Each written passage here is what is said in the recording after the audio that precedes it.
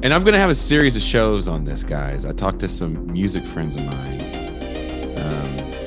and everybody wants to weigh in on this. And there's a few different things we're going to talk about, too. I also want to talk about, not with Touré, but with some music friends of mine, backing tracks in live performances, and do people give a damn? But near and dear to my heart, as is Touré's, is hair metal. And the big four of thrash we talk about all the time. And, you know, of course, living at the studio, I get to know some of those people in that big four. That music is ingrained on my DNA, the big four of thrash metal. And one of my favorite conversations to have is always, well, who's the big four of said genre? So hair metal, who is the big four of hair metal? And I'll give you some parameters. 83 to 87. I'll give you 83 to 88. Yeah, that's better. I'll give you 83 to 88 is your time frame. All right. We've agreed off air that Van Halen is proto hair metal, but they cannot be part of the discussion of who is the big four of hair metal. Yeah. So Motley Crue's got to be on the list because they've probably sold more albums than just about anybody from that genre. Yeah. Except for Bon Jovi. Oh, he counts. Yeah, he definitely counts. But so I was thinking kind of the good version of hair metal. But anyway, you brought up record sales, man. Yeah, no, that's damn. That kind of blows the whole thing. Yeah, don't bring up record sales. That I don't know if it is record sales. Because I would put Rat in there, but they're I have Rat in my big kind of good. I have Rat. So that's part of it.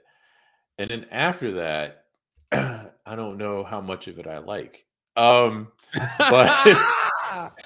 I really enjoyed White Snake, but they're complicated because they were a blues rock band until that breakthrough 1987 album. And for all intent and purpose, they had John Sykes is a bad guitarist, and I would not put Guns N' Roses on that list. But anyway, but they were only a hair band for the very end of it, they being White Snake, even as they had amazing success off of one album and then less success off of the second with Steve Vai. So I guess they wouldn't count.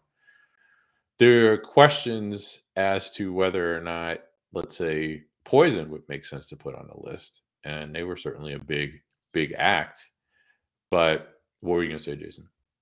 Do you put Def Leppard on your list? I would put Def Leppard on the list. Their first two albums are their best albums. But I would put Def Leppard on the list. Those two albums aren't hair metal albums, though. Exactly. Exactly. But the ones that come after are. I'm going to name some bands first, and you tell me if they're okay. But are we good with Motley Crue and Rat? My big four. I'll tell you my big four. Okay. Motley Crue. Yeah. Rat. LA Guns. I like LA Guns. Dokken. So I'm a Dokken fan. I wasn't sure. For me, Dokken would be on the list, but I didn't know that you would agree with that. Dokken, when I think of that era, we were talking about kind of the particulars of what starts that era and what ends that era. And if you've ever heard me talk about that era, I don't say quote unquote grunge music ends that era. I think that era ends in 88 because the people that were kind of the progenitors of it have walked away from the look and have also stripped down their sound to a certain degree as well. And thanks to Guns N' Roses. Thanks to Guns N' Roses. Why they're not on the list. And they sound a little raw. Like by the time you get to Dr. Feelgood, which I think is the end of hair metal, because everybody's chasing something. And in any genre of music, if you're chasing what's hot, you're always 2 years behind. And the people that are doing it aren't going to try to redo it. They want to distance themselves from the copycats. So when you have Motley Crue in 81, they're kind of a hodgepodge of Atlas Cooper and Kiss and Mott the Hoople and the Swede, but with the punk sound that is actually dominating LA at the time. The punk sound is antithetical to the new wave sound, which really hits when the Knack blows up with My Sharona and the Cars and all that stuff is really starting to hit, and the more classic-y rock bands are incorporating more synths, which was the next place for that kind of over-the-top production stuff to go anyway. And the middle finger to that is hardcore punk in LA, but it's just too hard to book. So by the time Motley Crue's come around and Ozzy Osbourne gets a second life, which is a lot more radio friendly than his first life with Black Sabbath. And we have to kind of take that into consideration as well, that he gets very radio friendly with the Blizzard of Oz album. You know, Kiss takes off the makeup in like 83, I think. With Vinnie Vincent. With Vinnie Vincent. And a lot of these bands are, you know, rock radio is accepting of the distortion and the bigger sound. And so by Motley's second record, you know, they're really in there with that look. And then the third record defines what hair is going to be, what the hair metal look is going to be, because those first few records, they almost look like caricatures. You know, they look like Wasp. Well, especially Shout at the Devil. Yeah. Oh, dude. Yeah. It's Shout at the Devil is like, you know, a paint by numbers. What is heavy metal? And they kind of look like a funny, comical derivative of Venom. All right. You know, right? Like the British scene is doing, they're wearing all the armbands with the spikes, and that's coming from the late 70s. But they're also, Motley Crue's also, to their defense on that look too, they were having fun with it. Like if you can look at, well, obviously she's got the looks that kills is a ridiculous video. I love it. I love the song. I love that album. I just think it's an amazing album. But if you look at Too Young to Fall in Love, the video, it's fucking funny. I didn't think it was funny when it was 12. I thought it was cool when it was 12 or whatever. But that video is fucking funny. It's kind of jacked up, but it's still funny. And what were they, like old teenagers or maybe 20 or something like that? I mean, not Mick Mars. Not Mick Mars, but yeah, like they're age, you know, but the young 20 dude. They're so they say that I think if the liner notes, if you read the liner notes to Shout at the Devil, it's like this album was recorded on Jack Daniels and they call it Coke Krell. Krell and something else, you know. And then by the time you get to the Theater of Pain era Motley Crue, and they still don't have any money, they really glam it up and really embrace their love of 70s Brit rock and David Bowie and Mott the Hoople and all that good stuff. And then everyone copies that look, and it's some sort of derivative of Toys in the Attic era, Aerosmith, and Motley Crue's, you know, pink leopard bikini briefs. And then you get bands like Poison that get signed. Who are, you know, clearly ripping off Motley Crue. Oh my goodness. Their aesthetic, particularly Theater of Pain. That was just obvious. And it was funny to hear them in 86, 87, Poison is them, go on about how they were pioneers of the hairband look, of the glam look of quote unquote hard rock, when they were just doing Theater of Pain era Motley Crue. You know, the first album that I bought ever was Earth, Wind and Fire's Raise. And around that time, was that like 82 or something like that? And I would have bought Prince's 1999 and Shalomar's album that Dead Giveaway was on probably around the same time. So is that a second time around? No, that one's actually a little earlier. That one, I think that album immediately preceded the one with Dead Giveaway. I can't remember the name of the Dead Giveaway album now. Jesse Johnson plays guitar though, does the solo on Dead Giveaway. So Earth, Wind and Fire and the sort of Prince universe and Prince inspired stuff of Shalamar of that era. And then the first metal album that I bought when I was probably about 15 was late after the fact, Motley Crue Shout at the Devil. When it had come out a few years earlier, but that was the first metal album I bought, and I remember thinking about the pentagram on the cover. I was like, is this some devil worshiper shit? Because all black people of that era saw hard rock as devil worship music. Even not hard rock. I had a cousin who described Blondie, Debbie Harry specifically, as a devil worshiper because of how she dyed her hair. Because like white music was the devil worship. Well, first of all, it wasn't because was classified that way. It wasn't because the dude in the tuxedo. No, I mean that's blocking in the Rapture. video. Rapture. Nah, and I think I pointed out to you previously that it's a funny coincidence. It is technically a coincidence that Reagan's 1981 presidential inauguration features Ben Vereen in blackface. Within a week of his inauguration, plus or minus, Blondie had released Rapture as a single. And of course, the video is like a minstrel show, right? I mean, it was really kind of fascinating, right? It's a throwback to one of the black characters, I guess not Fab Five Freddy, but it's a throwback to Bojangles. Yeah, that's Basquiat. Okay. Fab Five Freddy's not in that video. And when she goes, Fab Five Freddy, that's Basquiat. That's at the turntables. But that was like you're expecting Shirley Temple to show up and to do a mirror dance with the black guy. Okay, Mr. Temple. Do your hands like this, folks. It was wild. Thank you very much, Prairie Fire Kowalski, who actually got to meet in New York. I can't think of anything funny to say, but I have plenty of money to give. If media has taught me anything, you're just going to waste it on liquor.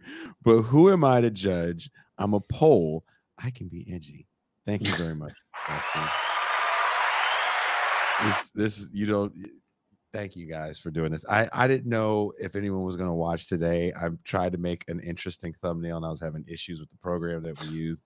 It's like, fuck.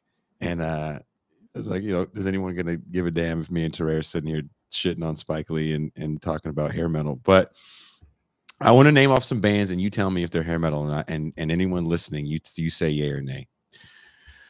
Skid Row. Yay. Really? That's a hair metal band. Skid Row's a hair metal band? Yeah. I mean, they downplayed the hair. It wasn't ginormous, but that's because of when they came out, right? Because they were 88, weren't they? Wow. So I asked this question to my buddy James Hart, who sings in a great band called 18 Visions. And he was like, Skid Row goes on the list. He was like, Skid Row, Guns N' Roses, Motley Crue. Not Guns N' Roses, though. He did, and I said, what about LA Guns? He's like, I fucking hate LA Guns. It's like, you hate LA Guns? See, I never owned a Guns N' Roses album, and I felt like I made the right decision when that Get Out of My Way. Yeah. Police black individual. Yeah. Or was it Niggas and Faggots? Police and Niggas. Whatever it was Get Out of Axl's Way. Yes, with the gold chains. I was like, wait a minute, Slash isn't black? Like, what? How is he not black? Man. Anyway, and clearly he was. But so I felt like I made the right decision in picking LA Guns over Guns N' Roses in my purchases. And I purchased the LA Guns album before that infamous Guns N' Roses. Well, it comes out first. There was a contest that Tracy and Slash were having, and LA Guns gets a deal. Also, I said this when Touré and I were talking about this off air. Originally, Nikki Sixx was supposed to produce Guns N' Roses' first record, and kind of thank God he didn't, because I don't think they're the band they are under. Even if he could get it together to get to the studio, I don't think that band is the band we know today with Nikki Sixx at the helm. I do think by the time they hit real hard with Welcome to the Jungle and Sweet Child of Mine, and they kind of go back to the Paradise City and all the other great songs off the record.